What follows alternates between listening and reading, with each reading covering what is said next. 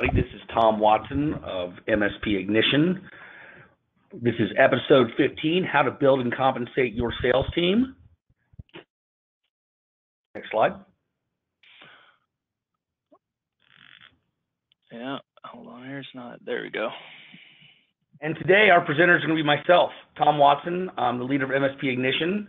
I work for Acxiom eFolder. I'm the VP of MSP Best Practices. And I came over here to Acxiom eFolder just about a year ago.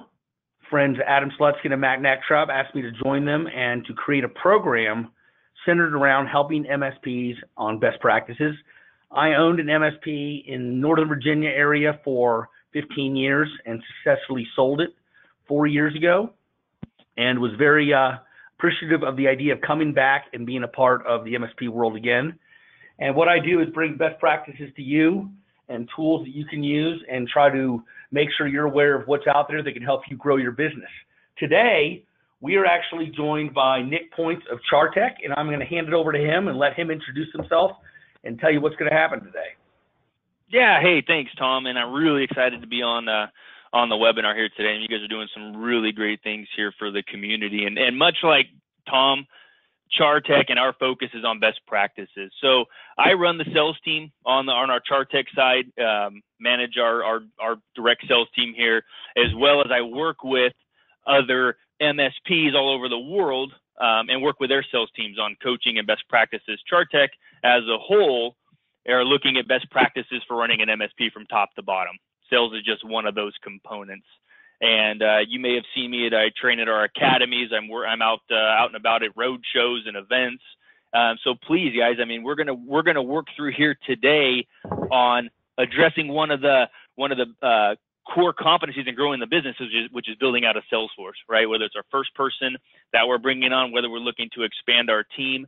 It's a really exciting time, but there are some challenges that come along with that. So Tom and I are going to be working through that, and as always, feel free to connect with me. You can find me on LinkedIn just by searching Nick Points. I'm actually the only one on there, so connect, and we'll definitely go from there. Great. Well, this is brought to you by Acxiom eFolder, and I do have to say I love working at this company. I've been here for just about a year. They've allowed me to run this program, but I do have to tell you about our products a little bit. We have a full suite of data protection products. If you're not aware, we have Anchor. This is a true business-grade file sync and share solution, protect you against ransomware, help you get around VPN problems, provide easy access to files, and fully brandable. Then we have our Replibit and BRC products. We have merged with Acxiom, and so now we have two disaster recovery as a service products.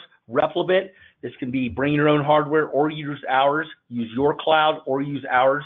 Lots of restore options, very well priced. We have BRC as well, and BRC is the Acxiom product that has a full-featured suite of recovery tools in the cloud and run on HP hardware at your client site. We have our original backup for file. Traditional backup can back up a number of different legacy environments as well, including Linux and Apple servers. And then we have Cloud Finder. I'm uniquely interested in Cloud Finder right now because if you're not making money off Office 365, this is how you do it. Add Cloud Finder on for a couple bucks a seat, charge $5 or $6 for it. Now you're backing up Office 365 instances, including SharePoint. Make a little money when you're not making it right now. If you have any interest at all in any of our products, please let us know and we will reach out to you. Next slide. All right, guys. Well, let's jump in here and get started here. Like I say, there's a lot of challenges that come when we're looking to grow a sales force. We're going to narrow it down to five of the core challenges that we see here. With our own teams, with Chartec, with our members, across the country. And I know Tom and I chatted, and he's seen some of these as well. So it should be pretty entertaining for you guys. But let's get a pulse here really quick of kind of where we are as the audience. So Sam's going to set up a poll here really quick, guys. We got a couple questions here we want to start off with. The first one is, do you currently employ a dedicated sales professional, meaning someone on your staff that is responsible for sales and not wearing 20 other hats as well? Yes or no? We'll give a second for the results to come in here. Wow, these are some interesting numbers, Nick. Yeah. So we got some people out there that have kind of already started to grow a sales team. So probably we're going to have some really good information about how you continue that. Yeah, absolutely. It looks like it's starting to kind of level out a little bit here. It's almost split. Well, that's good to hear. I like a mix of people on here. It's good to know we've got some people. And feel free during the broadcast to pose questions to us, and we'll jump in there. Sam will let us know when he sees one, and we'll get your questions answered. All right, so I think it's pretty normalized out here, and I this is good. So we're at a split. So I guess the next question here is if we are let me see here again. The next question. So let's think about it. If we don't have a salesperson, are we planning to hire a new sales professional here in the next 6 to 8 months? Or if we already have a team, are we looking to grow that team and bring on new headcount here in the next 6 to 8 months? Yeah, I really like this question also because it's kind of indicating half of the people already have a salesperson. So maybe this is that point where they're looking to now build a team out of it, which I look at as now you've added a second salesperson. Yeah, absolutely. And then we'll kind of go over some structure here, but other components that make up a sales team as well. Yeah, because and we'll get into it later. My biggest thing was I remember adding my first salesperson, having him for a couple of years, and then the big thing was to bring on another one, and that was a big jump in my business. But it was also the big jump in when I started to really make money. Absolutely. Absolutely. There's no better gift than having a performing sales force for a company. Gotta have it.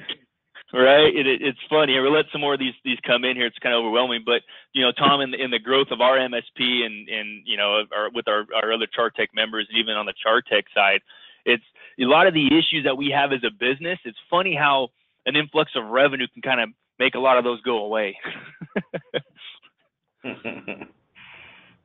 All right, so I think we're good here. Wow, okay.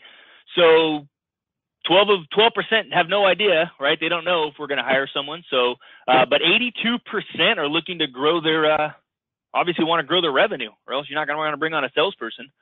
So this is exciting. So I think Tom, we've got some good content here to talk about as it relates to these goals here for the next 6 to 8 months. Yeah, let's dive in, Nick. And I just want to point out, this is actually why I reached out to Chartec and Alex and Nick out there, because they have a program to really help do this. And I knew they could bring that to ignition and really help people get jump started. Yeah, it's really exciting in the demographic here on the group and what you guys are wanting to accomplish here. I mean, this is right down the alley of what we're helping people accomplish. So good. In any case, you're going to take some great nuggets away from this session here today that you guys can start implementing in your business, open your eyes, and ultimately hit these goals that you have in place. So in thinking about our goals this year, I always like to preface this, right? Whether it's bringing on a dedicated rep, which it looks like we're doing, most of us, 82%, we're looking to bring someone on. Maybe that person we're looking to bring on is a sales manager, okay? Maybe our goals as it relates to this are we want to target a new vertical or expand our existing marketplace.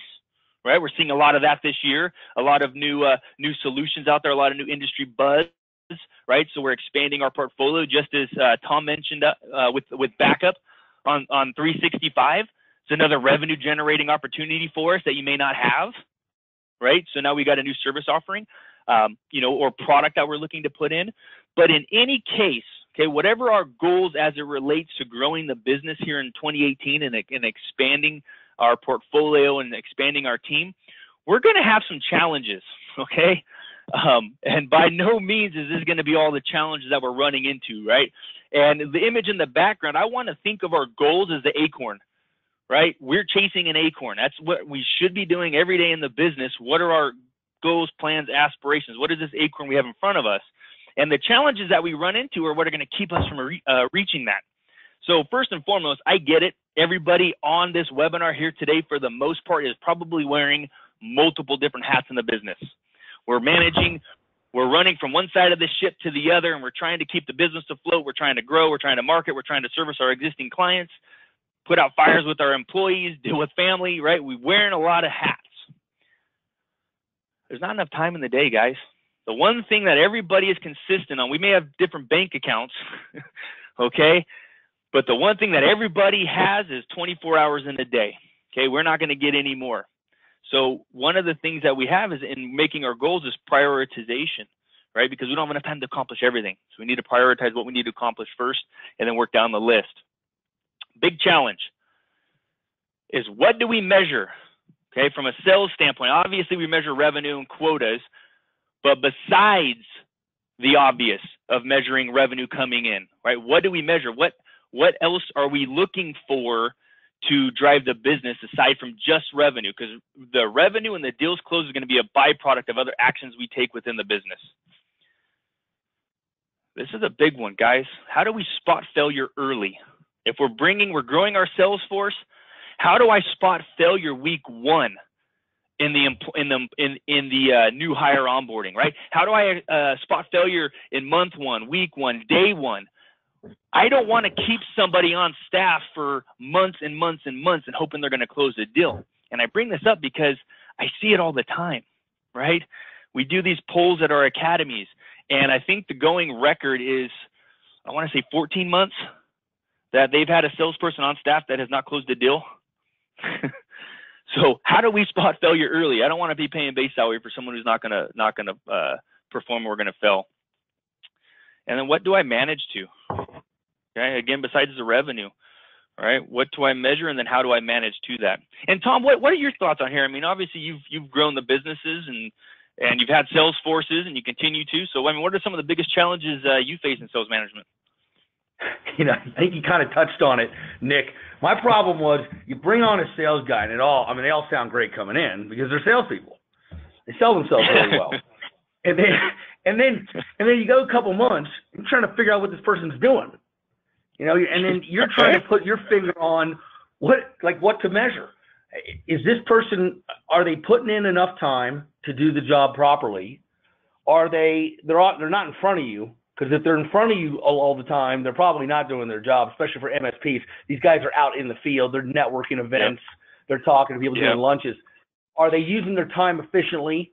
You know, you don't want to put a GPS tracker on these guys. You're trying to come up with a way to measure what they're doing and making sure that they're progressing towards a goal. And that's the big problem I think I found, is it was hard for me to come up on my own with a way to do that. You need to have some type of format and plan to follow so you can track them, and there are identifiable deliverables along the way, even before there's an actual sale, but it's always moving in that direction. So that what to measure says it all to me. Absolutely. Yeah. The last thing we want, guys, is the only sale your salesperson to make is for you to hire them. Okay. So we're going to work through that. All right. The first challenge that I see, okay, is we bring somebody on, we're looking to grow the team, we promote somebody within, and we do not have a defined product offering, okay? You do not want to bring your salesperson on and have them create process for you or define what your offering is. If you're going to go down that path, you might as well have them create their compensation plan while they're at it, okay? This needs to come from the business, right? What is our defined solution set? And I want you guys to think about this. We don't need to pull it, but I want you guys to think about in the back of your minds right now, how many different offerings do you have as an MSP that you can offer into your clients? Okay, jot them down, and you can call them whatever you want, whatever your packages are. But what are your core offerings that you have that you sell into your current clients or prospects? Now, as we mentioned earlier, so we have an MSP. So Chartec has an MSP out here in California, founded in '92, and we went through all those transitions from single proprietor, doing break fix work, all the way to, hey, we had retainers and block time and discounted labor rate. And then we got into a phase with our MSP when monitoring tools started coming out, and actually we started having wanting to focus the business on recurring revenue, right? Because we weren't able to compete on price anymore with hardware. Right, big box stores are coming in, and so we got to a point in our MSP where we were defining a whole lot of different offerings, right? So some of you may think of it, you have a platinum type offering, right? It's all in, it's the top level that we have within our business, right? And then maybe we have a gold, some shape or form. We got a silver, right? We're gold, we're Olympic medalists here at this point. And then, let's be honest, right? How many of us have a lead offering? So with our MSP, we ran through the gamut. We had an offering. It was called, Yeah, We Can Do That. Man, we had platinum, gold, silver, lead, kryptonite, ruby. We would make up precious metals as we were in a sales conversation to land deals, right? And our revenue numbers were skyrocketing. We were closing business. But revenue on the top end does not mean anything unless we keep it on the bottom, guys. So we ran into some challenges here with having multiple different offerings. Okay. First and foremost. Nick, if I could jump in there real quick. Yeah, go ahead, Tom. A little perspective. I mean, one thing is most people listening to this are owner-operators of their MSP. And what you know is because you built that business and those offerings, it's very easy for you to go out there early on and make custom offerings. Like Nick said, create a new metal for each one, sell whatever's needed. You could do that, but it's not scalable because it's not repeatable in many ways. And when I started building a sales team, I finally had to knock it down to I had 3 plans, and then the top one was titanium, and that was all in unlimited. And then there was a gold and silver, and then the difference was the gold and silver, you could get an unlimited version or a set number of hours. But I took it down from probably 10 offerings to like a total of 5, and that I had to do that to simplify not only how it was being sold, so it's a repeatable process, but also how it's being serviced and maintained on the contract. It has a lot of implications on the back end as well. Oh, you hit the nail on the head, and it's very similar. So our MSP, I'll talk about it. We've went down to 2 offerings and 1 solution, right? And I'll explain. But Tom, just as you mentioned, with multiple different offerings in place, right? As you're growing the business, it doesn't scale. We ran into operational challenges like you wouldn't believe. Right? We had hey, we have to dispatch a truck, right? We have to go on site. Are we billing for it, or is it included as part of some precious metal? Oh, yeah. If a hard drive failed, right, or a power supply, we had to replace it. Are we charging for it, or is it included again as one of these precious metals? And in our case, 1 month we included it, and another month we didn't. Now our clients are calling us and they're frustrated. They're like, what's going on? Yeah. When we have multiple different offerings and we didn't have a standardized solution, our support wasn't efficient. And think about it. If we're supporting multiple different networks, we have different flavors on every single one, how are my guys ever going to be good at solving challenges? If they're working on 5 different versions of firewalls, if they're working on multiple different backups, maybe they haven't touched it for 6 months. And all of a sudden now a fix that could have been 5 minutes, they're spending 3 to 4 hours on Google researching how to solve the problem. So it was definitely an operational challenge for us. And then let's think about it selfishly, right? We're bringing on salespeople. If there's gray area in our offerings, if we don't knock this down to something specific of, yes, this is what we do, why we do it, and here's the value, there's going to be hesitation in the sales process. We're going to be in front of a client, and they're going to say, hey, can you do this, remove this? Let's talk about that. And they're like, yeah. It's lack of confidence, guys. And if your salespeople are not confident in what we do as a business and the value we provide to our clients and how we provide this value, it's going to be very tough for them to make sales for you. It's very tough to make the sales that you want them to make. Okay. So then they fall back on, whatever, kind of lead type offering that's doing no justice for the business. Here's what else I want you to think about. Client confidence. If you were in front of a prospect, there is and I want to say almost with 100% certainty, there is a reason you were sitting out there in front of them. They have an issue, right? They're not bringing you out there to have a sales conversation because they just don't have enough friends and they want to make more friends, right? So there's an issue. How do you think, and here's how a lot, obviously nobody on this webinar today, okay? But so many MSPs, we go in and we present multiple different offerings. We say, hey, you know what? Yeah, your business, we can definitely help you out here. Here's our platinum offering. It's going to do all these great things for you. It's all you can eat. It's unlimited. But hey, depending on your budget, here's 3 other options to choose from. What works best for you? And then you know what the client does? They say, well, you know what? Gee golly, let me go ahead and think about that. And the reason they're saying that is because they don't know. So they're going to take all these options you gave them. They're going to go try to find someone smarter than they are, talk to their friends in the backyard barbecue or whatever it may be, delaying our sales cycle. And because, again, if they knew what was best for their business, why would you be there? So our goal is, from a sales standpoint, is to identify the needs and give them the right solution to solve it the first time. I mean, real world, think about it. If we go to a doctor and the doctor says, yep, I ran some tests on you, you're pretty screwed up, Tom. But don't worry, I got 4 different options how I can operate on you. Which one do you want to go with? We'd be like, this guy's crazy. I don't know, do the one that's going to save my life? Maybe, right? So client confidence is huge, guys. Now, as I kind of alluded to this, we broke our offer. We have a platinum offering. Okay, these are some high-level things, and this is a standard offering across the board. All of our clients have this. We have our permissions to play in the form of managed services, right? We do everything flat rate. We include parts. We include labor. We include on-site for even existing machines, okay? When we tell them it's flat rate, it is truly flat rate unless they add something new, okay? So not, hey, we're going to do flat rate, and then, oh, yeah, that's additions. That's not flat rate, guys. Security, everything, backup. Every single one of our clients has our solution in place on the network, right? You guys are using eFolder. You guys are using Replabit, right? Phenomenal solutions. Every single one of your networks needs to have that deployed. It's non-negotiable. Just because they bought a Dell tape carousel 8 months ago does not mean you're going to support it, and it does not mean it's the best decision for their business.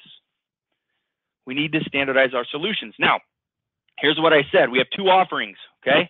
We have a platinum, and we have our plastic. This isn't a, we present our platinum and then fall back on our plastic offering. The plastic offering is basic services, remote monitoring. We had some help desk. It's a fit for those companies who do not need our platinum services. These companies are larger. They have an IT person on staff. They have a director of IT. They have an IT manager. They legitimately don't need all of our services, okay? And just as an example, just to put in perspective here, our MSP has 230, 240 managed service clients. All but like 8 of them are platinum, okay? So we have 2 offerings, 1 solution. We present the right solution the first time.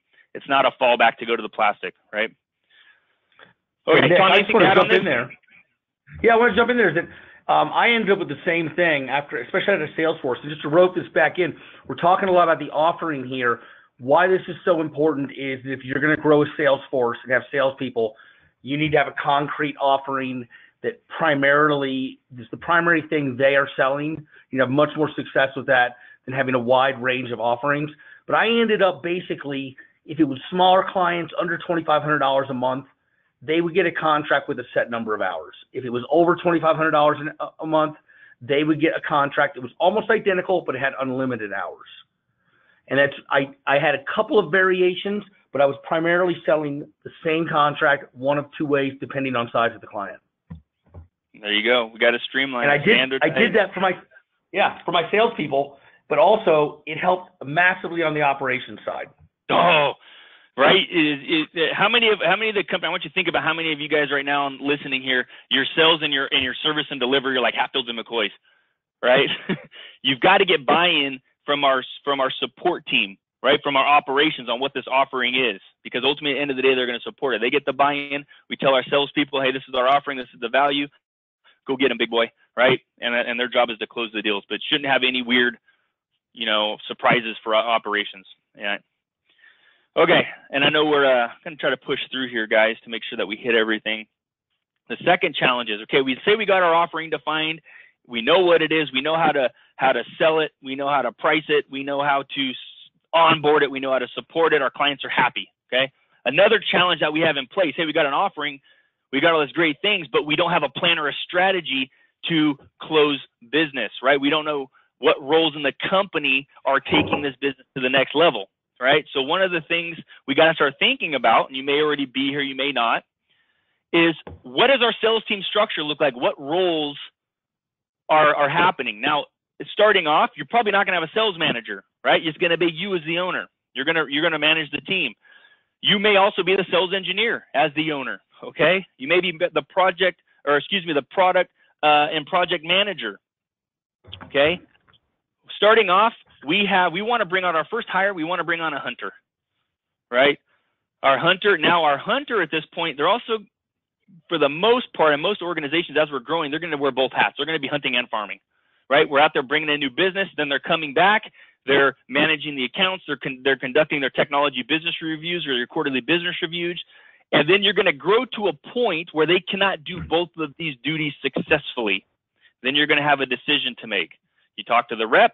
Do you want to be a hunter or do you want to be a farmer? And whatever their decision is, you hire the other position, and you continue to build out your organization.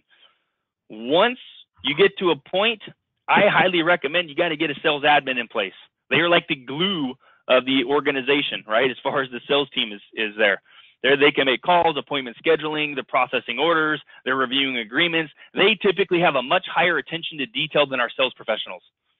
Okay, we got to have that mom in the organization, right? From the salespeople. And again, right now you guys are sitting there. You may be wearing all of these hats, and that's okay. But we have to have a structure of where are we going? Okay, when we hit this next revenue milestone, what's our next hire? Why? And so we have to have a game plan of, you should build out your org chart. Okay, not for where you are today, but where you want to be. And then you may be, again, TBDs on a lot of these positions, but you need to have a plan in place of growth and structure and how we're going to move this business forward. Tom, anything to add on this? Yeah, one part I really liked on here, Nick, is that one thing I did is I brought in some pretty good salespeople, but I probably was there to close in person 90% of the deals. And I did that because of who I was, like, in the business, in the community, and salespeople leave. And I wanted that relationship to kind of begin and end with me. And so I was the closer. It didn't always mean I was massively involved. It meant that I was approving those contracts, but then I was doing the final close where we got signatures and everything like that. And I think that's scalable to a point. I think at some point, if I had continued, I would have had to back off of that. But I think it had a lot of lasting legacy with those clients, because even when those salespeople left, they knew ultimately that contract was signed with me and my company directly. Gotcha. Yeah, I mean, we definitely have, people that, do that as well. At the end of the day, it comes down to like you say, it's got to be scalable, and where's your time meant? And if you're going to go in to kind of close the deals, you just got to structure it with your team. Make sure quotas reflect it, right, and that the process is following. And the hardest thing for the owners of the business is letting go, right? Yep. That's the biggest challenge that you guys are going to face in the business as a whole, but especially in sales, right? Letting go a little bit of control and understanding, like, hey, you know what? Our people are going to fail, right? We got to be okay with that. We just make sure they don't fail the same way twice, right? Give them learning examples. So again, guys, we have to understand where we're going with that and what processes we take, and you adjust them as you go. Now, speaking of process, if you guys do not have a sales process in place, and again, you guys are owners, you guys are doing it, you have the process in your head, it does absolutely no justice for anyone that you bring on, okay? This is part of what we hold our people accountable to, is are they following the process? We hold our technicians accountable to process and workflow. Why don't we manage our salespeople to the same type of process? So here's an example of ours. Absolutely nothing fancy about it whatsoever. The only thing that is impressive is that it's formalized, it's documented, it's in all of our playbooks, and every single person in the organization who has a hand in the process is aware of their role and when they come in play. Marketing, sales, service delivery, you name it. Our process for our salespeople, and we tried to break it down pretty simple, is we have 5 closes that we need to make to land a deal. Okay, our first win that we need to have is a marketing message, guys. We need to have someone to say, hey, I'm interested, tell me more, walk in, attend an event you're hosting, you meet them in a networking group, whatever that may be. That's our first win. You should celebrate. But at that point in time, understand marketing is done. Okay, marketing is not selling. Marketing is to generate curiosity, pique interest, to get them in the top of the sales funnel. Once we have this first interaction, tell me more, whatever, they ask a couple questions about your company, your people, your services, you got to be able to take that conversation. And the only thing I want my salesperson to do is to close the first appointment, to meet knee to knee, have a further conversation. That is it. Okay. And then before we show up, we got some process in between there. They got to do some research, right? We have some workflows for that. But once we're sitting up and conducting this first appointment, we only have one close to make, guys. It is to get a discovery. It is to properly sell a discovery. So We can run our rapid fire tools reports, and then more importantly, we can have our business discovery, right? We got to go desk to desk. We got to build some credibility, but ultimately that's the only close we got to make. And I want you guys to think about this. If we can have our process as detailed as what closes that we need to make, we don't start skipping ahead. We're not trying to close the deal, talk about solutions and pricing up here in the first appointment because we're not there yet. We haven't achieved our 5 prerequisites that I'm going to go through. But what a weight that's lifted off your salesperson's shoulder when they're saying, you know, I'm in a first appointment, but man, all I got to worry about is closing the discovery. I don't have to worry about anything else because we don't know what they need yet, right? We haven't even done a discovery on their business. Once we perform the discovery, before we leave that presentation, before we leave the discovery, our salesperson has one close to make. They need to secure a date and time to present the findings to the authority. That's it. That's their win. That's what we're closing on. Then we get the presentation appointment. We got to do all our processes, prepare, practice, right? Get the agreements going. But ultimately, once we present, I got 1 of 3 options I want. I want to get the check, obviously get agreement signed. That's most desirable. Worst case, I want to get a date and time in the form of a follow-up appointment booked right then and there so I can come pick up my check and get the agreement signed, right? That's the mentality we need to be in. If I am unable to secure either one of those, my next close that I want to walk away with is give me a no. Okay? That's it. And no, and you can add on here, Tom, but you know, I'm a firm believer no's okay, guys. Right? Just be honest with me. And the reason they don't want to tell you and they want to think about it is because they like you. You're a nice person. You've been out spending time with their business and their people. They don't want to break your little hearts. So then what do we do as salespeople? We're trained to follow up. Okay, hey, I get it. Cool. I'll follow up. And then it's week after week after week of voicemails and emails and people going dark, and we're spending our time. And it's not a big deal if we're working one opportunity. But multiply this by 3, 4, 5, 10, 15, 20 opportunities, multiple salespeople. The next thing you're going to find in your organization is that your sales force is spending the majority of their time following up on deals that aren't going to buy. Let's get the no. We get them back into the marketing funnel, right? No doesn't mean no forever. And we move on with our life. And we focus on prospecting. We focus that time that we were going to spend following up on other generating opportunities, if that makes sense. Tom, anything to add on that? Yeah, I think what I like about this is a lot of you out there are going to bring in salespeople who probably have never sold IT services or anything related. They might have been a good buddy of yours that sold mattresses well. And that's fine. People can transition. A lot of times in growing these businesses, you're going to bring in salespeople or someone who's new to sales. And the hardest thing for them to do is if you give them a process that's too many items long or it's too complicated or you don't give them a process, it's a problem. But what Nick's laying out here is a formalized process and defining what that salesperson needs to do and then what others need to do. And that makes it much more manageable for them to actually go out there and get a sale. Keep it really simple for them. Just define just the bare minimums you need them to do to then hand it off to the next level. And that might be to you. You might be the one that goes out there and actually closes the deal. All you really want is to get those clients in front of you ultimately, because we all know you guys are probably the best salespeople you're ever going to have. And so that's fine as you build that team up. And I really like this list. And this is the kind of thing why I brought Chartec in. They're giving a formalized way to do this that you don't have to go and figure it out yourself. Yeah, if you give your salespeople the direction of what they need to close on when, then what's nice is they follow it and they don't have to worry about, because what's going to happen, you're going to be in a first appointment and they're going to start asking you to talk about your business, your solutions. And naturally you want to answer them, right? You want to be polite, but we can't do that because curiosity is the only thing that's going to drive this opportunity through the goal line. And once if we try to close too early, and anytime you give a price, guys, you're closing, just so you know, okay? Then it's convoluted and it throws the whole thing up. So just focus on what's the next step. Hey, the guy's asking about solutions. Well, let me go ahead and pivot this into closing a discovery so I can properly tell him what we can offer depending on what his needs are. And then we got to work all the way through. Okay. Now we have a person on, we have a process in place. We have to make sure we know how we are compensating this person. And how we compensate the sales rep needs to be aligned with what we want more of in the business. It's as simple as that. And as part of when we would go to present the offer to bring this person on, you better dang well make sure that you have this piece filled out. and you got to show them their earning potential, what they're going to make if they are a performer within your organization. So, and what's cool is we have commission calculators and all this kind of stuff that makes it easy, but we break ours down into really 4 categories.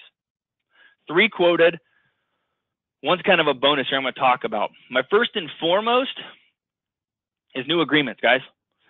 And don't get, and for everyone on here, I do not want you to get hung up on the numbers. Do not get hung up on the percentages, because every business is different. $3,000 a month in new agreements may be not enough for your organization, right? This may be too much. Maybe you can't support, if you brought on $3,000 in new recurring revenue, you wouldn't be able to support the onboarding, okay? So please do not get hung up on the numbers or the percentages. This needs to be specific to your business. And, Tom and I are both, we can talk offline, and if you have questions about this. But I want you guys to walk away with understanding the concept of how we pay and what we're paying on. New agreements. Yeah. Now, oh, go ahead, Tom. Oh, well, go ahead and finish up, Nick, and I'm going to get on the end of this about my views on compensation. Okay, cool. So, and I'll push through this here. So, agreements, it can be made up of, I want new agreements. Now, if you guys doing hunting and farming, okay, and we grow an existing client, say they're paying us $2,000 a month right now, and we just onboarded a new solution, a new product, a new service, through our business reviews, right? We're upselling them as you should be, right? Building that roadmap for them. Let's say they go from $2,000 a month, now they're paying you $3,000 a month. That extra $1,000 difference would go towards this quota relief for that rep that month. Okay. Now you guys can set your minimum requirements as far as what you're looking for. Me personally, this can be in this example, this can be one $3,000 a month agreement. This can be 2 $1,500 a month agreements. This can be $3,001 a month agreements. Okay, I don't care how we get to that number, but this is the number we're looking at. And the sales rep is going to be paid as a direct reflection of the percent of the quota that they sold. So I'll explain. If they sell nothing this month, 0 is 0% of 3,000. Their commission check for this portion is going to be 0. Follow me? We get to, let's say we get to 1,500, which would be 50% of 3,000. Okay, they will be paid 50% of that $1,500, which would be $750. And it doesn't have to hit on one of these tiers. If they sell, $554 this month, and that is equivalent to, 18.65%, they'll get paid 18.65% of the number they sold. They get to 3,000, which is 100% of quota in this example, they are paid $3,000. We pay up to 125% of quota sold. So in this example, if their quota is 3,000, anything they bring on in a month that is $3,751 and above, they will be paid 125% of that monthly value. Okay. Now we have quotas also in place for our team for labor, right, from projects, and then hardware and software sales. These are a fixed tier for us. Depending on where they land, right, within this tier, they get paid a percentage. So if they're in the tier where they get 3,000 to 5,999, they would get paid 6% of that number. And this is on profit, guys. This is not on gross. Okay. Same thing with hardware. It's a fixed tier. Depending on what percent of quota they land in the tier, they get paid that percentage based on the profit. Pretty straightforward. Okay. I have these 3 quota buckets in place. Okay. I blend out a quota average for my team. So if they get 100% in agreements, 100% in labor, and 100% in hardware, that's 100% total quota average. They may do 200% in agreements, 50% in labor, and 50% in hardware, and it nets out to 100% average, or whatever the number would be. So it blends. Now, here's something that we do, and then I really, really like, okay? And this kind of goes to Tom's topic earlier about bringing on salespeople and, hey, salespeople leave, right? It happens. But one of the things that we do, and performers love this, okay, we pay annuity revenues. So they're building up a pipe, they're bringing on new business month after month after month after month. I'm going to start paying them on those results. So once they hit a certain threshold, in this example, let's say, hey, they get to 40,000 a month, which I think is high, okay? I would start off around 8,000 or something like that. They start getting a percentage, 2%, 2.5%, 3%. and a half, 1, doesn't matter. But start getting a percentage and it scales, okay? And then what you're going to see is over time, your performers, after 4 or 5 years of successful quota attainment, they may be making an extra 40, 50, 60,000 a year in annuity revenue, okay? Now that's a huge number. That's a very comfortable number for a lot of people. And so here's what I really want to stress with this. I am not wanting to build this up so my team can become complacent. We're not selling insurance here, okay? I want to keep them performing. So I tie their payout for annuity revenue as a direct reflection of the quota percentage they sold that month, their quota average. So if their quota average is 100%, and let's say they're in the 2% tier of my annuity payout, whatever that number would be, they're going to receive 100% of that 2% possible. If we fail to hit our numbers that month, and let's say we only do 50% of our quota average for that given month, they're only going to receive 50% of that 2% possible in the annuity revenues. If they don't sell anything this month, they don't get any annuity revenues. So when it says one of two things, I call it golden handcuffs. Your performers, they're making such a good, obviously they're performing or they wouldn't get the annuity revenues, but it keeps them sticky, right? They have a big chunk of money that they're expecting, that they're living off of, right? So it's a little bit harder for them to leave. And if they're performers, we don't want them to leave, but things happen.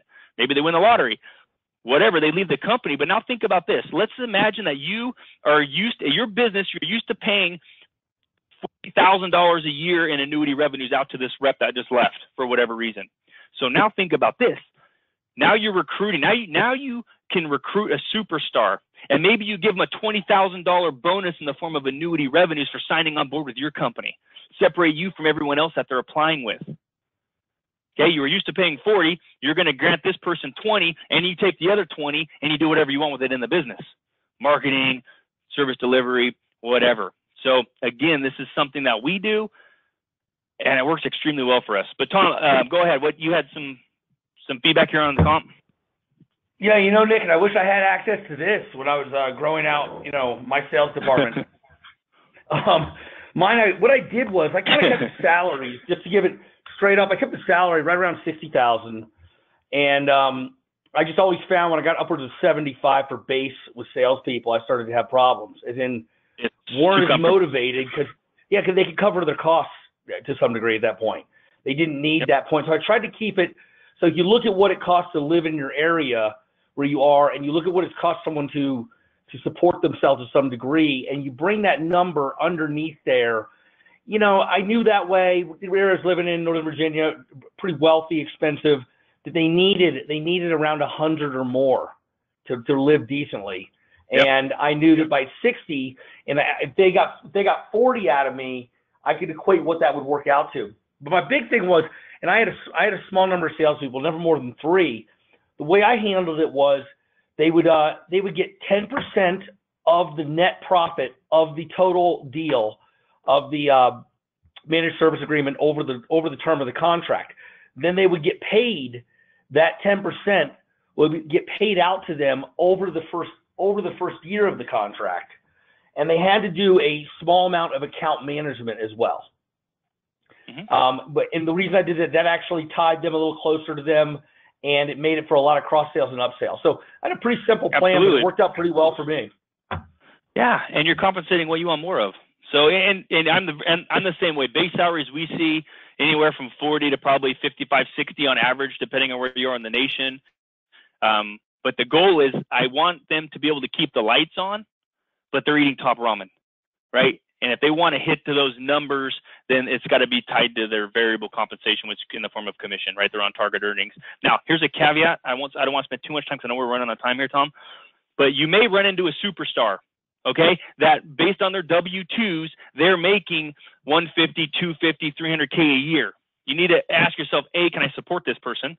If they're doing the amount of business to achieve that part of commission, that's the first thing you need to be able to come to terms with. And if the answer is yes, you have some work to do, because I don't want to pay, because they're used to living on a certain amount. So you're going to have to get strategic on your onboarding, right? Maybe you do a ramp down on their salary until they're, and give them time to build up the funnel and close deals. Because you do have to understand they have a certain cost of living that they're used to, and they can't go from making $150,000 a year to you're going to pay them $40,000 base. It's just not going to fly. So there's a lot of strategy that we've applied specifically for those types of situations, and I'm more than happy to hit those offline as well if you guys have any questions. But just keep that in mind, okay? Because that's something that will come up. Hey, Nick, there's a question here. We have, I don't know if you can see it over on your side screen. Quota dollar achievement, 40, 80, 100K. Is that the revenue they have brought in during their tenure since day one or annually? For the annuity revenues, I'm assuming? Yeah, it says RE annuities. Yeah, dollar achievement. Yeah, so that's the recurring month. So let's say this month they signed 2,000, next month they signed 2,000, then starting in month 3 they have 4,000 in the bank. And it's based on what you've collected as the business. And that number just keeps compounding. So let's say they get to 150,000 in recurring revenue they've brought into the business. That may take them 4 years, 5 years. But it keeps rolling. As long as this client is paying and in an agreement with us that they brought on, that goes towards that annuity revenue bucket. And and ideally it should be compounding every single month, right? Unless the person's not selling. Great. And we're gonna move on, but thanks for that question, Christian. All right. This is a big one, guys. Hiring the wrong person. Okay, we see it all the time. We're very big proponents in the disc. Okay. Here's a sample. You know, I'm looking for a person as a high D, high I means they're dominant, they influence their people persons. I want to make sure they're motivated by money. It needs to be their top 2 motivators. Okay. For what this person is looking. Now, we make mistakes when a lot of times we take a person that's really successful in a particular role in the company. Maybe it's the sales engineer type, and we promote them into being a hunter and they fail miserably. Okay. A lot of times we'll move technicians in, and there's always exceptions to every rule. Okay. I call them unicorns, right? When we get those sales engineers that can speak business, that can speak human, that can control conversations, they can close business, but also they can flip the switch and they can get down and dirty and as technical as any other engineer. Those are far and few between. Okay, those are my unicorns. Otherwise, when I am looking for a person to sit in this role, ideally they've had experience selling intangible products. Okay, some of our best salespeople that we bring on they can't even spell IT. Okay. They understand business issues and business implications. They can speak business. We can train them. So I'm a big proponent, right? We have process, we have training. I can train the right person on product, on process. What I cannot do is train somebody to want to be outspoken, to want to be money motivated, to want to be hungry, to want to have that personality, that hunter type. You just can't train somebody to do that. Sure, you could put someone in that role and they'll get out of their comfort zone for a while and they'll do that as a necessity. A great example is many of you owners that are sitting here on the webinar, right? You started your businesses because you love technology. Sales is just kind of that necessary evil, right? And so for many, at least the people we work with, MSPs, one of the first hires they want to make is get that sales hat off. Because it's not your comfort zone, it's not your passion. You'd rather be running the business. Same thing with these other people. They'll go out of the gate strong for a month or two, but ultimately they're pushing themselves so far out of their comfort zone they're going to burn out. Right? It's not their ideal position. So we're very big on, as part of our interviewing and hiring process, we do personality assessments. Right? If I'm looking for a sales manager, it's different than a hunter. Okay. If I need an account manager, it's going to be a little bit different than a hunter as well. Okay. So we got to get the right person, the DNA, and by no means is this perfect, but what I can tell you is every single time that I strayed away from the disc, it's come back to bite me in the butt. Okay. We get the right person, we can train on everything else, and they don't have to be, 40 years doing sales. We can get green people in here. My main thing is do they understand business? Okay. And we can train on everything else. And they have the DNA of a sales professional. Tom, thoughts? Yeah, absolutely. I'm a big on disc. I had one sales guy where he did not look that good on a whole bunch of these scales, but when we looked at him, he wanted one thing. He was really hungry for money. And he was so high in terms of that's what he desired, that even though he didn't come out as a real dominant personality style otherwise, he was able to motivate himself and do it quite well, become quite a good salesperson. And I first looked at his disc profile and I was like, he's not quite the hunter I'm looking for. But it worked out quite well. So you can have some kind of anomalies in there, but you want to make sure it's someone who is hungry and really needs that money and is going to go out there and hunt for it. Yep. And, my rule, like I say, it's a great guidance, right, as far as at least, making sure we're interviewing the right people. And I'm just looking, I want it to be above the line, right? If they're S and they're C, which is their steadiness and compliance, the rule followers, right? If that's off the charts, they're a technician, guys. Okay, there's no coming back from that, right? So you got to see, but there definitely are exceptions. So if there's someone that looks good on paper, the disc comes back, somewhat favorable, then it's worth a conversation. And that's where, like Tom's point, you sit down knee to knee, you find out more about this person, and you see if it can be a fit within your organization. But we got to start with the right DNA.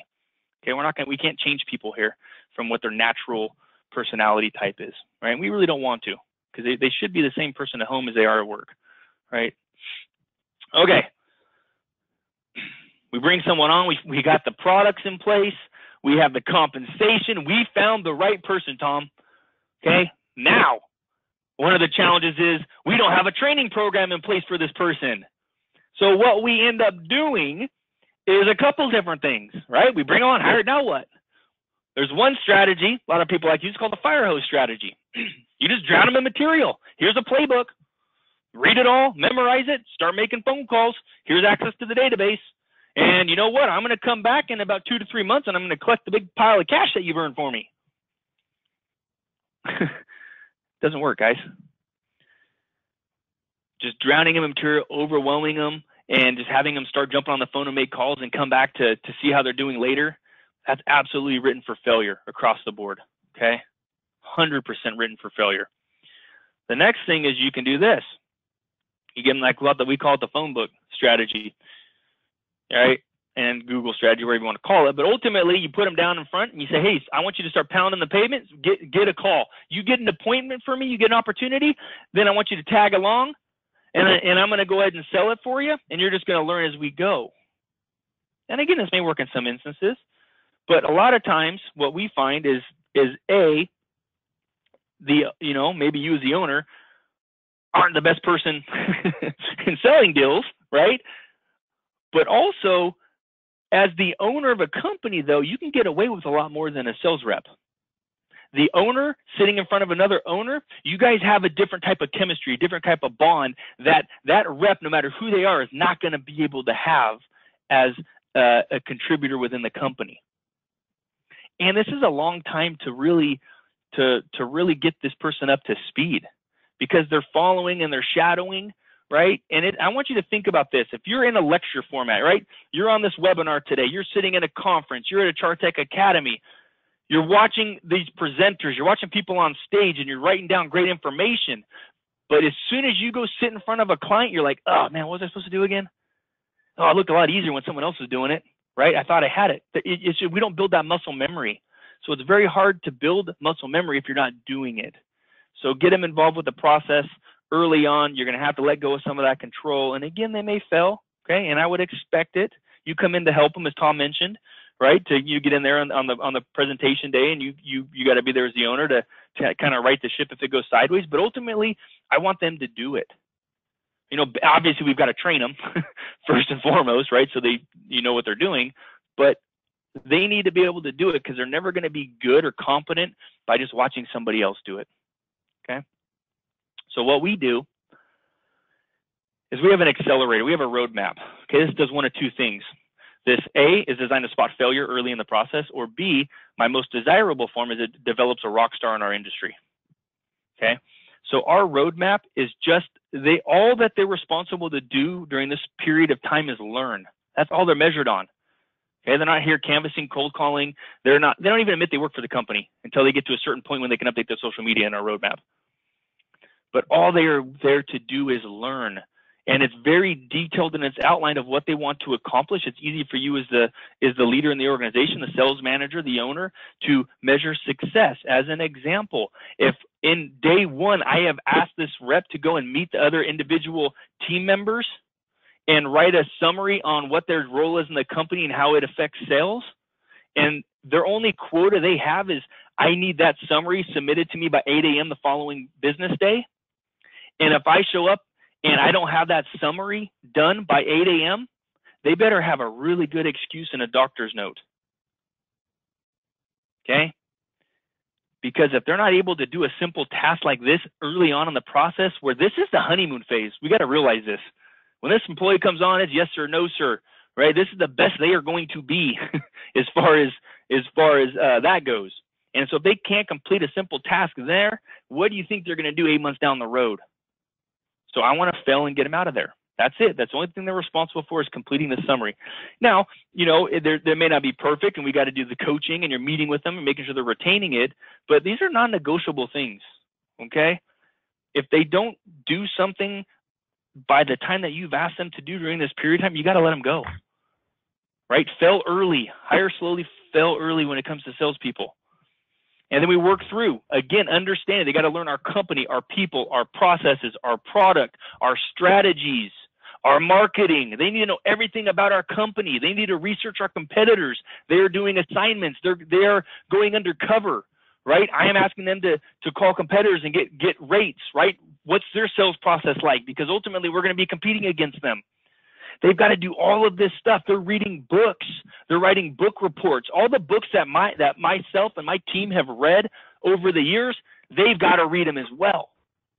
They don't get a bypass. They don't get a hall pass on all this other great information that we bestowed on our team, right? They still should be going through the same thing, writing the book reports, reading the summaries. And at the end of it, we put them through a 5-day course. Okay, we put them through we call it a sales lab, where they actually have to live and breathe and eat and execute upon the process that they have learned. They are conducting appointments. They are performing discoveries. They are talking to CEOs, other C-level executive operations, or office managers, or receptionists. They've got to get them to open up and share. They're building their presentations. They're practicing them. We're learning how to deliver the price, overcome objections. And by the end of it, they have to perform that presentation in front of a live boardroom with people sitting around the table. It's all video recorded. And by the end of it, we better want to buy. Okay?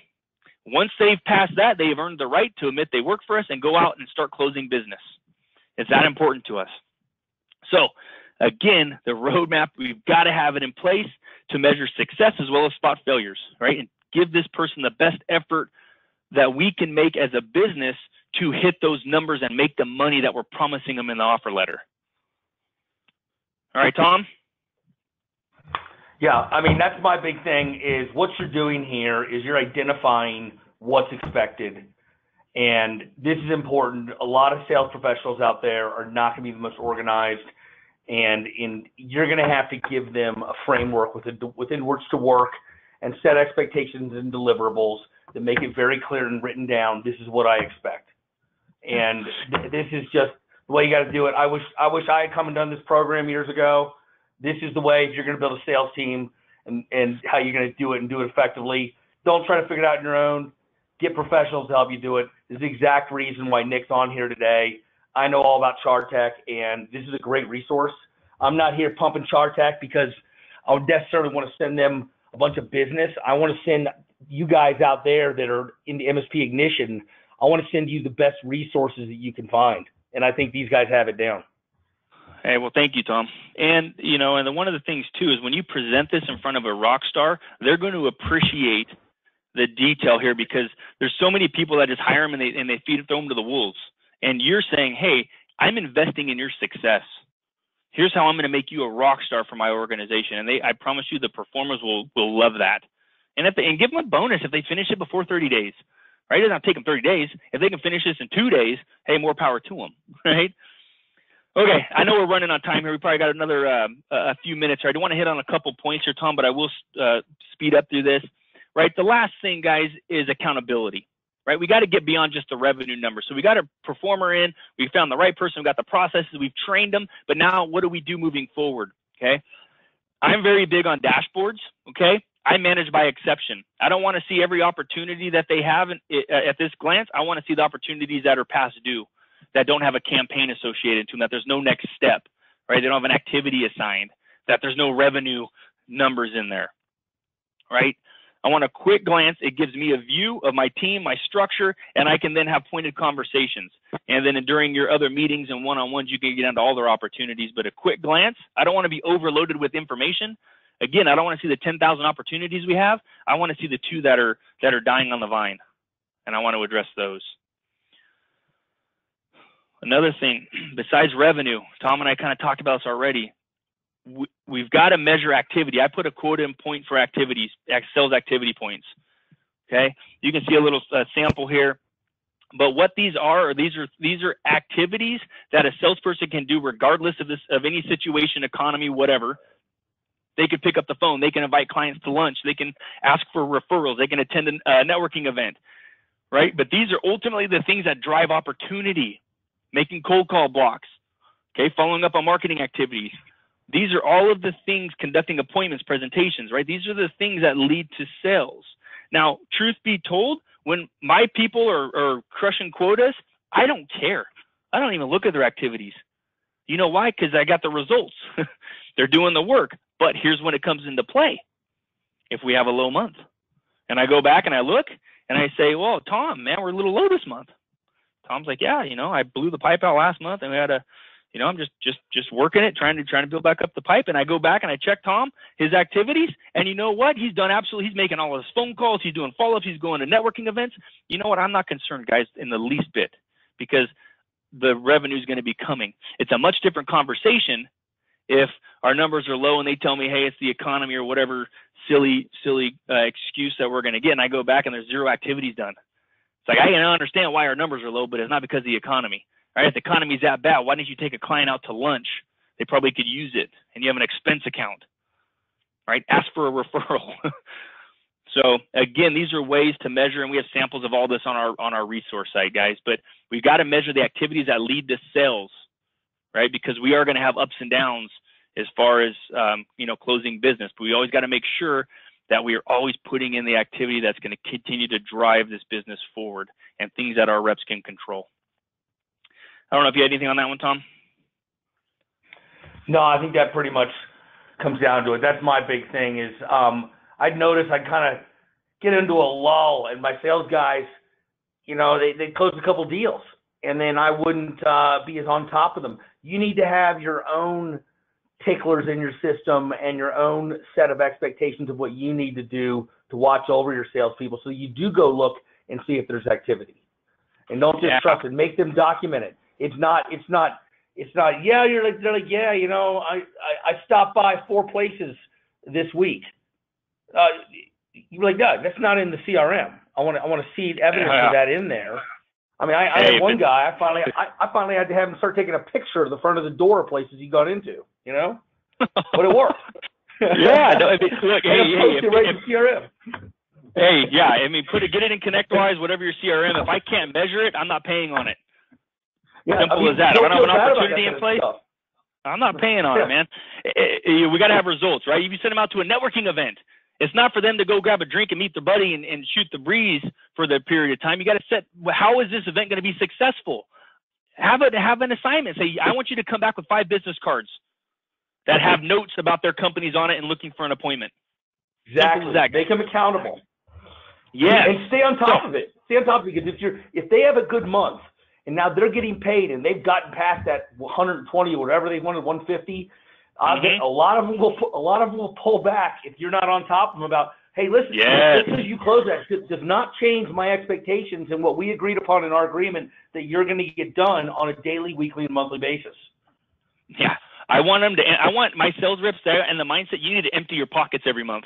No sandbagging. Right? Okay. These are extremely important, guys, and I know we're running on time, so thank you for hanging with us here. But these are extremely important. I want everyone on the webinar to write these down. These are the 5 prerequisites that our salespeople have to have identified, documented before they can go present a solution to a client or a prospect. Okay. First and foremost, guys, Do we have a recognized need? It sounds silly, but you'd be surprised, right? How many times have you presented a solution in front of somebody and they say, hey, you know what, Tom, well, can you go ahead and just take that piece out? What they're saying is, I don't see a need in that. I don't have a need for this. You're trying to sell me something I don't need. Or, hey, you know, it's kind of a Cadillac offering, we're more of a Chevy company. Right. So this is for bigger companies, and we're a smaller company. Whatever. Okay. What it's coming down to, they don't have you've tried to sell them something, right? Or you've talked about needs that we haven't identified. Okay. This leads into number 2. Do we have a viable solution to solve the needs we've identified? Okay. The answer is yes. We can move forward. But here's also the deal. This solution is standardized.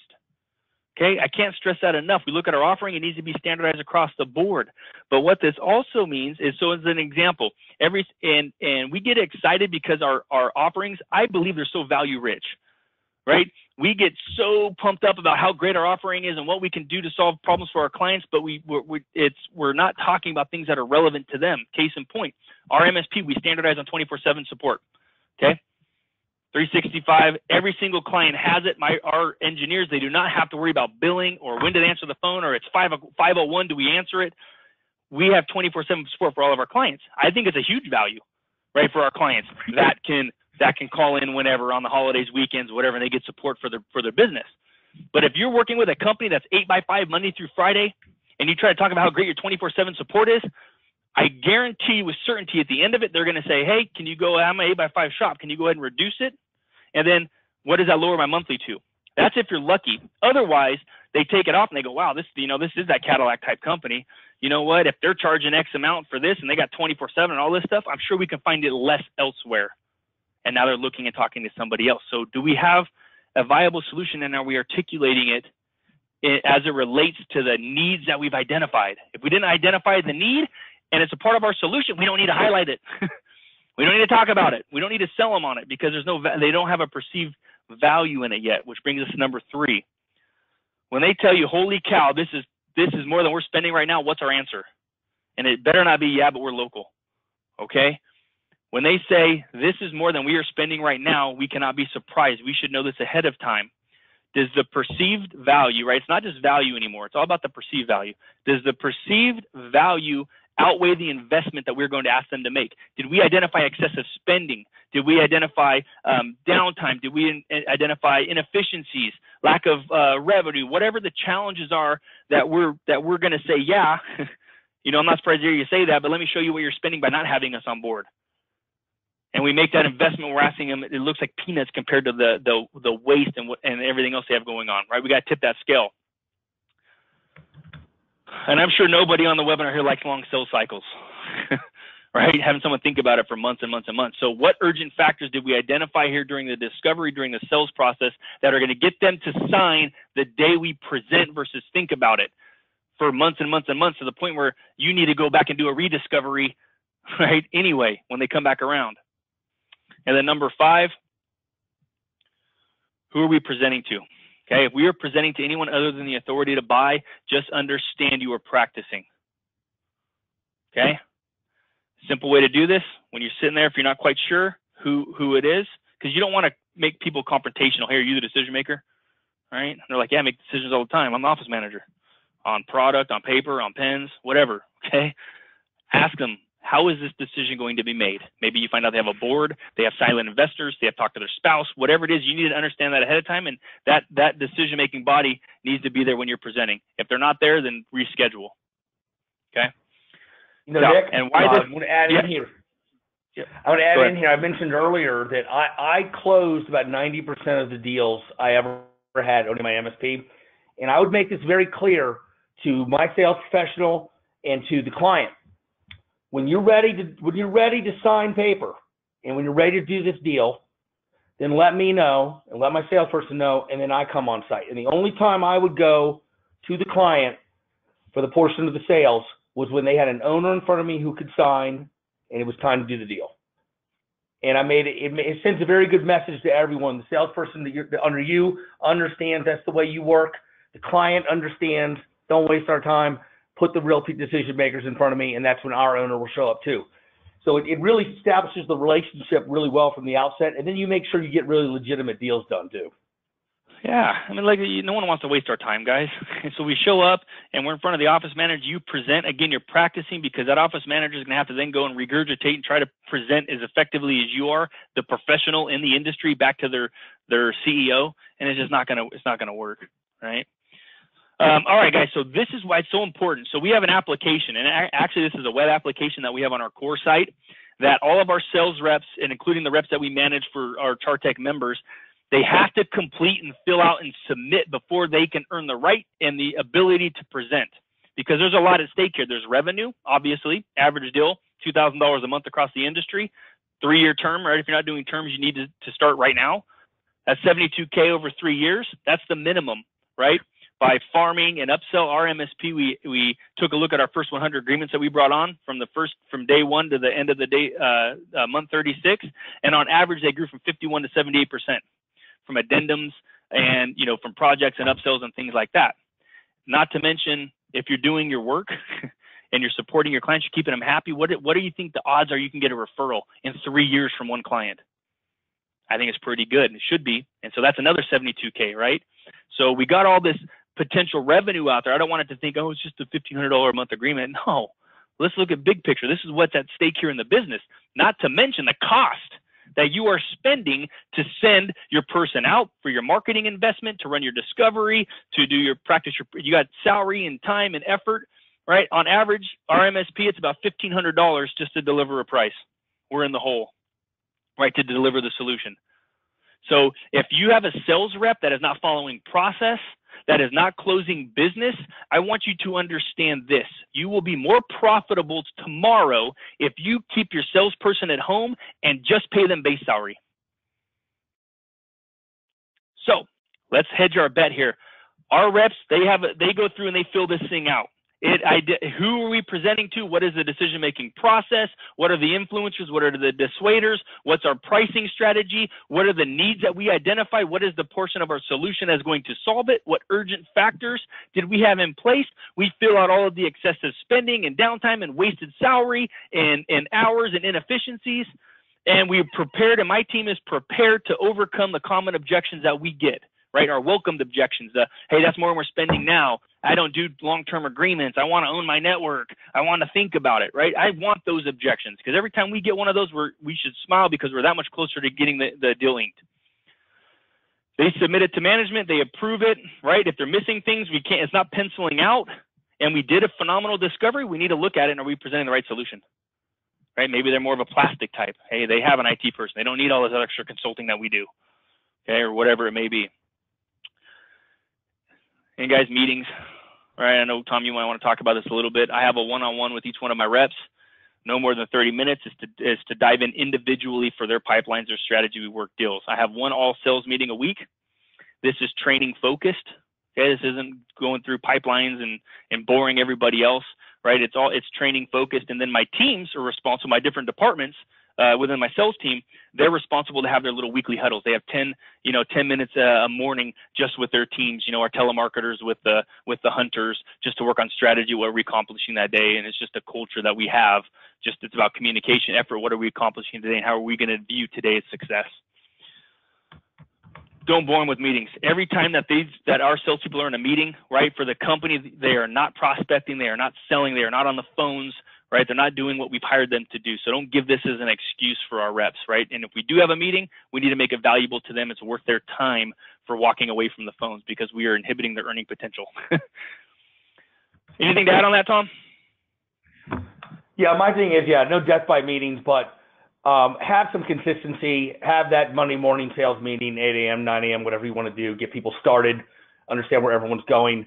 I tried to then have a one-on-one later in the week, Thursday or Friday, with each of my salespeople. Real quick, 15, 20 minutes. What did you accomplish? Are you on track?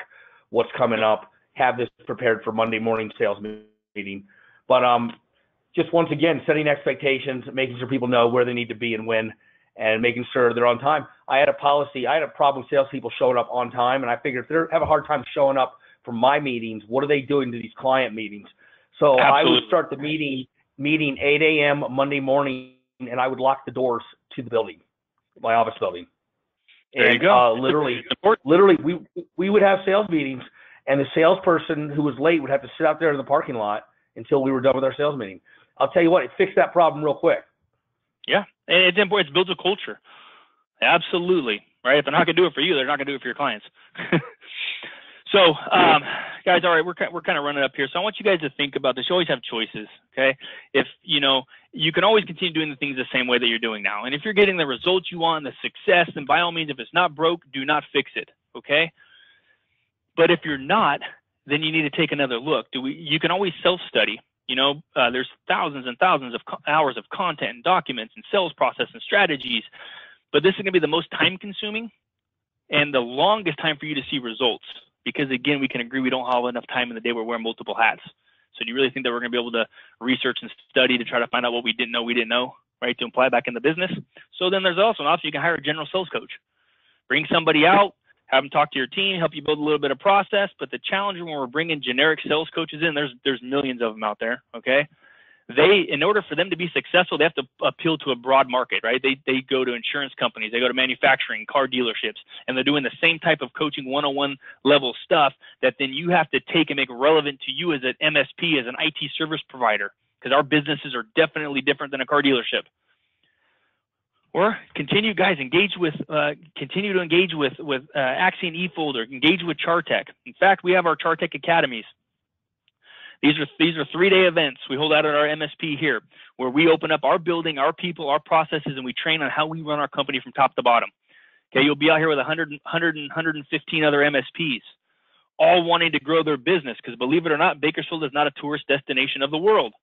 So you've got to be serious about wanting to grow your business to fly out and come to Bakersfield, California. Now, while you are here, okay, at the event, you have full access, again, to our MSP, our people, our processes. You can sit and watch a lecture, and then you can go talk to our sales team. You can ask them whatever you want. You can see how we're using our CRM, how we're managing workflows, how we're pricing agreements out. You can work with our marketing team. You can sit with our NOC. You can talk to our project manager. You can talk to our sales engineers, our accounting. We're a complete open book. So the caveat here is if you're within 100 miles of Bakersfield, California, you can't attend. I'm sorry. That's where our MSP operates. But anyone else on here, there you go. Here's our next date, September 12th through 14th. It is coming up. We are nearing capacity, okay? Then we have December 5th through 7th. That's going to round out the rest of the year. If you're a Chartec member already on the webinar, with your membership, you have unlimited access for you and your entire company. So send as many people as you want. You just got to register to get your seat booked. For those of you who are not, we sell guest passes, $900 a seat. Now, a little special offer here for you guys today, okay?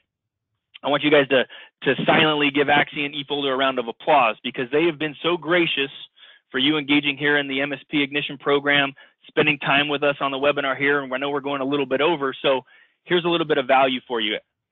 They've purchased 10 seats, okay? This is for you as the owner, executive within the company, and your right-hand person. These will be on a first-come, first-served basis.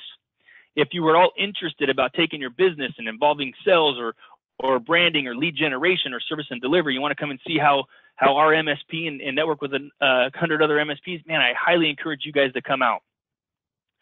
So with that, here's the registration link. There's the promo code that'll waive out the $900 seat price. And, if you can make it, I hope you can. Again, we are at 10, that were purchased again by Acxion eFolder. So I hope you guys give them a round of applause and a thank you for this. Any questions, you can email me at Chartec, membership@chartec.net.